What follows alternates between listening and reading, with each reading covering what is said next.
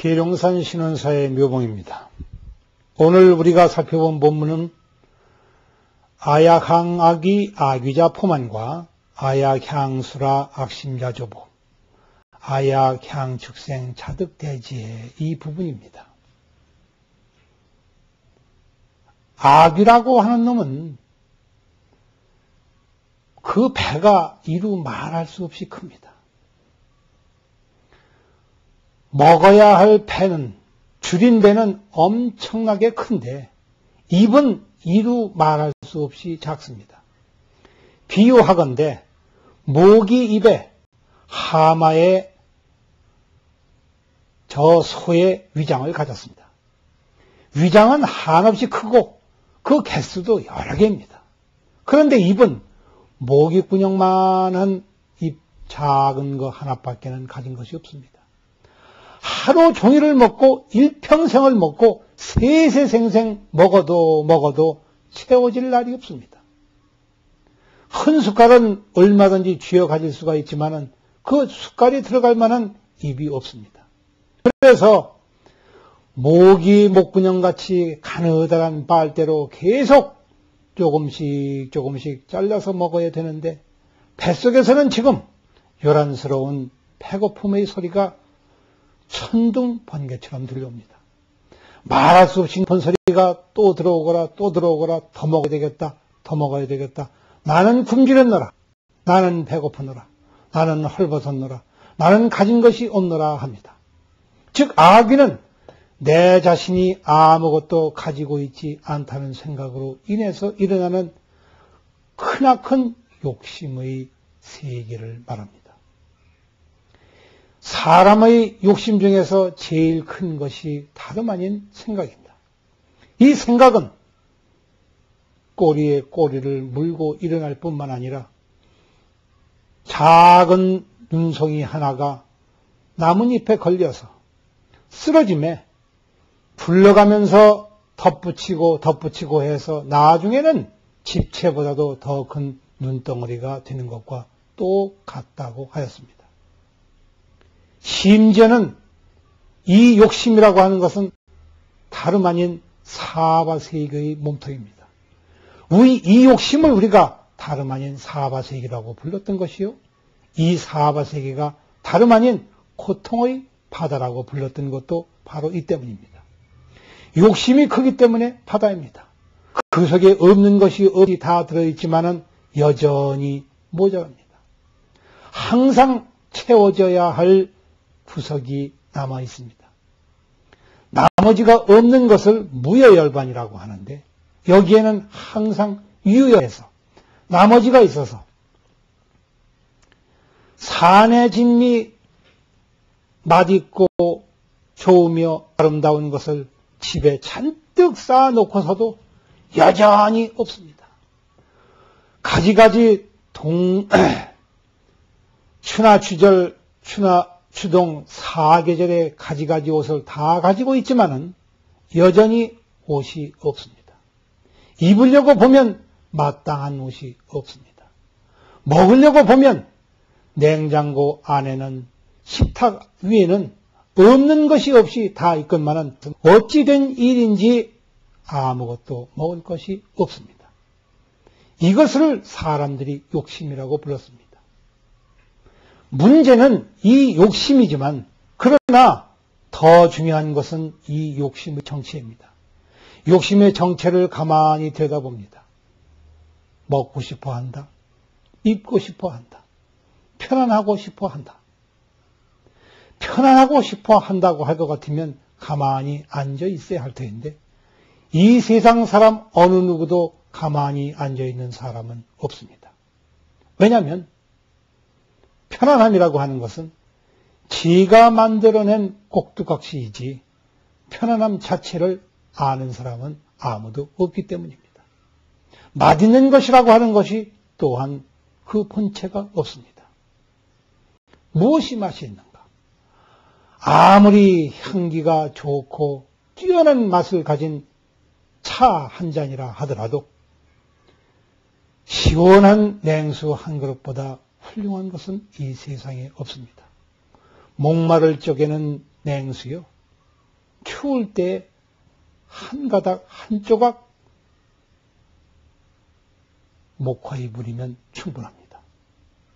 충분하다고 하는 것은 자족하다는 말입니다. 욕심이라고 하는 것은 알고 보면 생각으로 빚어진 것이지 욕심 자체는 어느 곳에도 찾아볼 수가 없습니다.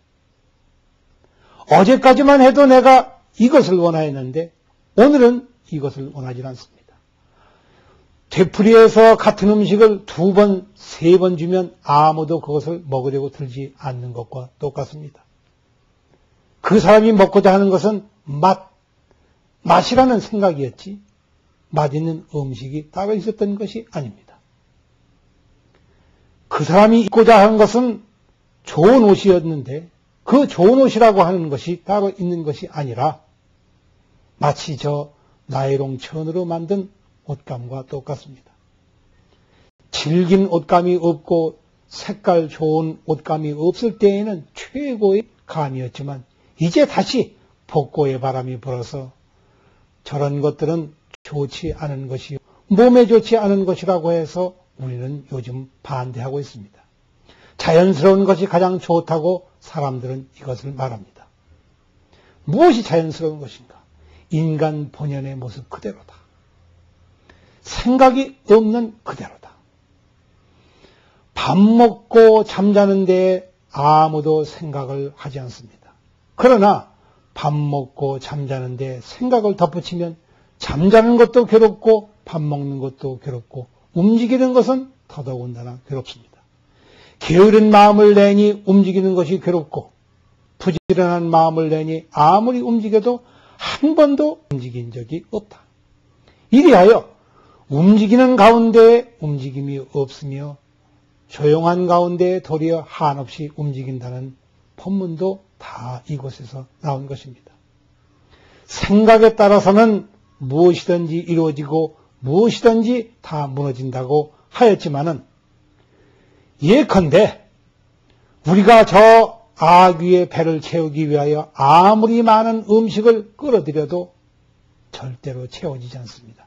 그러나 한 생각 뒤바꿔서 이것 때문에 내가 고통을 받아왔구나 하고 알면 곧장 그 배는 다시 채울 어떤 것도 없습니다.